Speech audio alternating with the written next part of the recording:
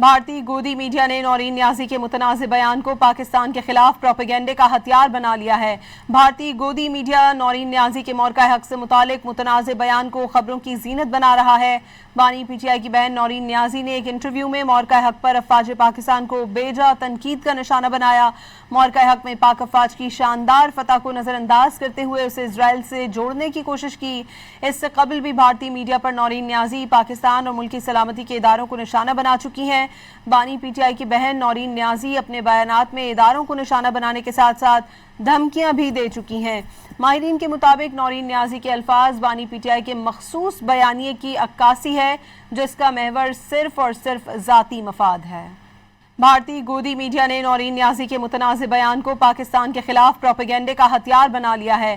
بھارتی گودی میڈیا نورین نیازی کے مورقع حق سے متعلق متنازع بیان کو خبروں کی زینت بنا رہا ہے۔ بانی پی ٹی آئی کی بہن نورین نیازی نے ایک انٹرویو میں مورقع حق پر افواج پاکستان کو بے جا تنقید کا نشانہ بنایا۔ مورقع حق میں پاک افواج کی شاندار فتح کو نظر انداز کرتے ہوئے اسے اسرائیل سے جوڑنے کی کوشش کی۔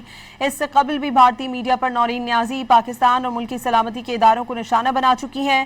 بانی پی ٹی آئی کی بہن نورین نیازی اپنے بیانات میں اداروں کو نشانہ بنانے کے ساتھ ساتھ دھمکیاں بھی دے چکی ہیں۔